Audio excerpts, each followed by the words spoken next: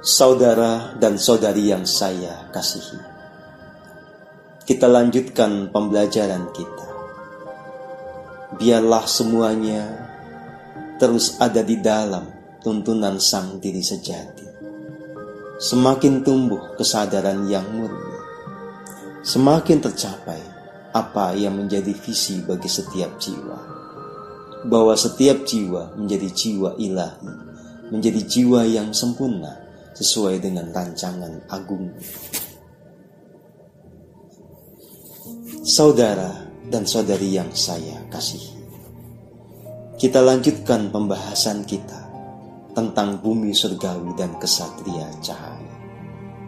Pertama-tama saya hendak menegaskan bahwa ketika saya membahas tentang bumi surgawi, sesungguhnya ini semacam upaya untuk mengingatkan kita semua bahwa di masa yang silam, bumi surgawi ini memang pernah ada.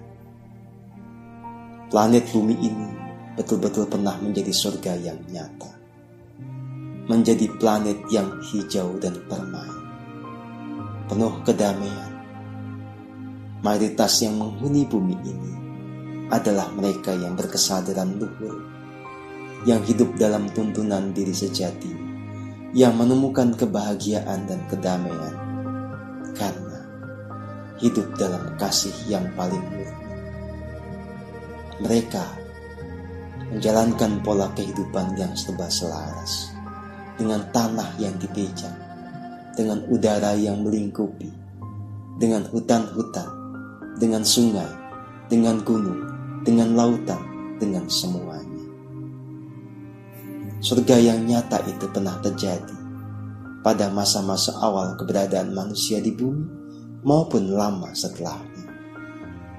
Ini adalah keadaan yang memang terjadi saat mayoritas manusia hidup di dalam kesadaran spiritual, hidup dalam tuntunan yang betul-betul muncul dari relung jiwa yang berasal dari Sang Maha Agung yang bersemayam di dalam diri. Saudara dan saudari yang saya kasihi, tentu saja sirnanya bumi surgawi ini adalah sebuah keniscayaan, karena manusia punya kebebasan berkehendak. Saat manusia kemudian memilih untuk tidak lagi setia kepada diri sejatinya, untuk hidup hanya mengikuti keinginan egoistiknya, maka pada saat itulah benih-benih kejatuhan peradaban di bumi ini mulai terjadi. Saat kemudian mayoritas manusia tidak lagi hidup sesuai dengan tuntunan diri sejatinya, maka muncullah zaman kegelapan itu, muncullah zaman Kali Yuga itu, muncullah fase sirnanya bumi surgawi. Saudara dan saudari yang saya kasihi, jika kita melacak ke masa silam, kemudian meniti fase demi fase peradaban yang dibangun manusia, kita memang akan menemukan sebuah kesimpulan sederhana bahwa ada dua kategori manusia. Kategori yang pertama adalah manusia yang melihat ke dalam, manusia yang mengerti bahwa kebahagiaan, kedamaian itu bisa didapatkan dengan menyelami diri. Mereka adalah manusia yang hidup selaras dengan diri sejatinya, lalu berdasarkan itu kemudian menjadi selaras dengan jagat raya yang melingkupinya. Merekalah para pembangun bumi surgawi. Kategori manusia yang kedua adalah yang melihat keluar, yang punya asumsi bahwa kebahagiaan, kedamaian itu hanya bisa didapatkan ketika manusia itu menggenggam kekayaan, menggenggam kejayaan, menggenggam kekuasaan. Ketika manusia lupa keterhubungan dengan diri sejatinya, ketika manusia terjebak di dalam ilusinya. Saat manusia kemudian mengikuti asumsi-asumsi itu, hidup di dalam kesadaran yang palsu, maka jadilah mereka perusak bagi bumi ini. Keserakahan, obsesi yang membuat mereka begitu antusias, begitu semangat mengejar kekayaan, kekuasaan, kejayaan yang materialistik, pada saat itulah kemudian bumi mulai mengalami kerusakan. Apalagi jika kemudian proses untuk mencari kekayaan, kejayaan, kekuasaan ini melibatkan pertempuran, melibatkan peperangan, menjadi semakin nyatalah kerusakan yang ada di bumi ini. Saudara dan saudari yang saya kasihi, tentu saja peristiwa ini menjadi sesuatu yang lumrah. Terlebih, latar keberadaan manusia itu sendiri memang beragam. Para entitas cahaya yang bertransformasi menjadi manusia secara umum masih punya DNA kesadaran yang luhur, yang memudahkan bagi dirinya untuk hidup di dalam kesadaran luhur itu. Tetapi manusia-manusia yang memang awal mulanya adalah makhluk dengan kesadaran yang rendah. Mereka yang memang hidup sebagai manusia untuk melanjutkan proses evolusinya tidak mudah untuk ada di dalam kesadaran yang luhur. Sangat bisa dimaklumi jika mereka seperti ini lebih cenderung untuk berbuat kerusakan akibat memenuhi kepentingan egoistiknya. Kita juga bisa memaklumi dan mengerti mengapa bumi surgawi ini kemudian sirna. Melihat keterhubungan bumi ini dengan planet lainnya, dengan galaksi lainnya, dengan universe lainnya. Bahwa ada para penjelajah planet, penjelajah galaksi, penjelajah universe yang datang ke tempat ini dengan membawa karakter mereka yang invasif. Di masa yang sangat silam, para penjelajah galaksi ini memang datang ke bumi. Sebagian mereka tetap ada di dalam kondisi yang semula dengan tubuh sebagaimana awal mulanya. Tetapi mereka juga ada yang kemudian bermutasi, mengubah bentuk mereka menjadi manusia. Ada pula di antara mereka yang bereksperimen menciptakan rekayasa genetika sehingga muncullah manusia hibrid. Dan tentu saja ada watak yang invasif, watak yang penuh keserakahan yang tertanam di dalam DNA mereka. Jadi bumi ini dihuni oleh manusia dengan banyak latar belakang. Semakin kompleks kehidupannya, maka semakin juga penuh kemungkinan-kemungkinan yang bisa terjadi. Bumi ini bisa menjadi bumi surgawi atau kebalikannya, tergantung dari dinamika yang ada dan terjadi. Saudara dan saudari yang saya kasihi, saat ini telah tiba masanya kehidupan bumi ini ditata, diselaraskan sepenuhnya.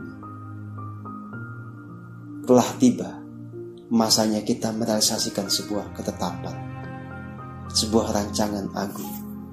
Bumi ini kembali menjadi bumi surga.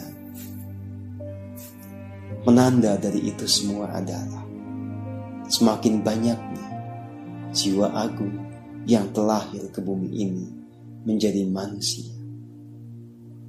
Semakin banyak para avatar yang terlahir di bumi ini.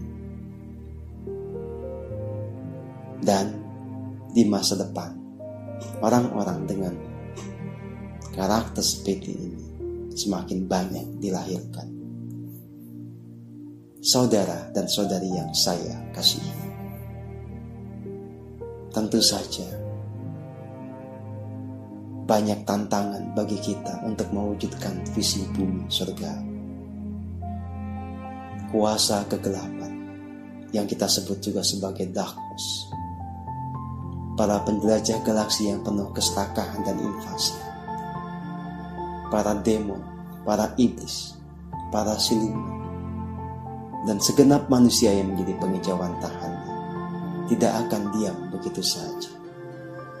Mereka akan terus berupaya melanggengkan status quo di mana bumi terjauhkan dari kedamaian dan kebahagiaan yang senyatanya pernah dicapai di masa lalu. Mereka tetap menginginkan posisi di mana mereka adalah penguasa, di mana mereka adalah pencengkram dan menempatkan manusia lain sebagai objek bagi keserakahan mereka.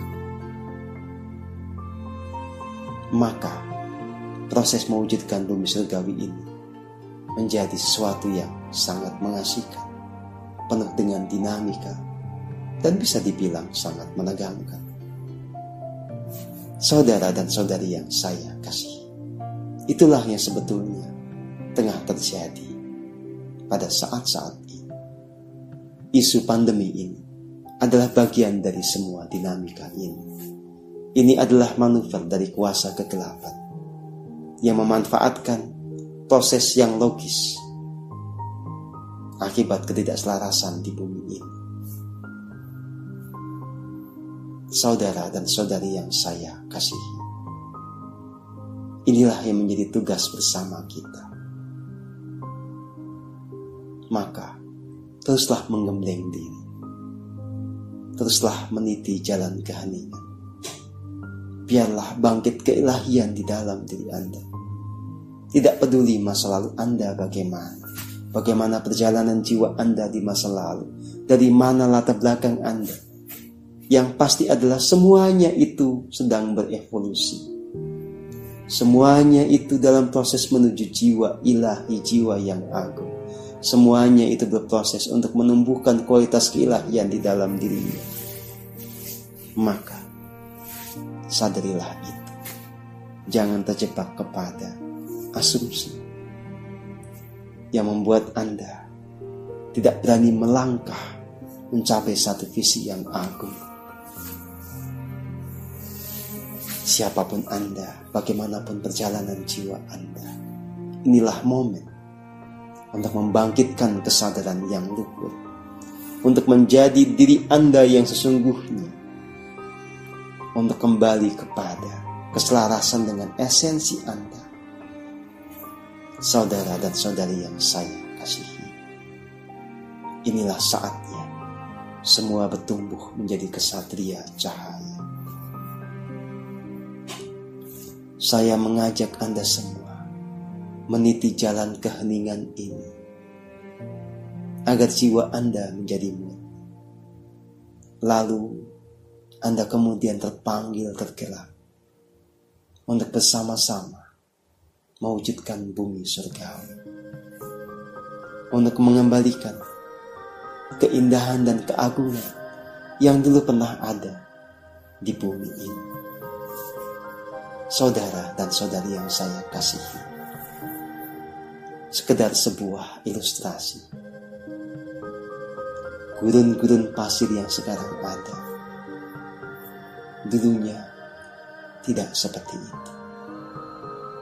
Dulunya di sana yang ada adalah hutan yang rimbun, pepohonan yang tinggi menjulang. Dulunya yang ada di sana adalah surga yang nyata. Tetapi semuanya menjadi hancur karena keserakahan manusia, karena obsesi manusia akan kekayaan, kekuasaan, dan kejayaan yang didasari oleh pikiran yang ilusif. Ada masa di mana teknologi manusia berkembang demikian canggih, tetapi tidak dilandasi kebijaksanaan. Maka teknologi itu malah menjadi satu wahana yang menghancurkan diri dan peradaban manusia sendiri. Itulah yang pernah terjadi di bumi ini di masa silam. Bumi ini dihancurkan oleh manusia sendiri, menggunakan teknologi yang dibangun sendiri, teknologi yang diperbudak oleh hasrat egoistik. Saudara dan saudari yang saya kasihi, inilah masanya jiwa-jiwa agung itu bangun, sadar, mengambil tanggung jawab sesuai dengan talentanya masing-masing, berperan sesuai dengan apa yang memang bisa dilakukan untuk meningkatkan kesadaran secara global, untuk meningkatkan kualitas hidup manusia, untuk membuat semuanya kembali indah dan agung. Mengertilah semua ini, resapi di dalam jiwa, damailah bangkitlah jiwa yang agung.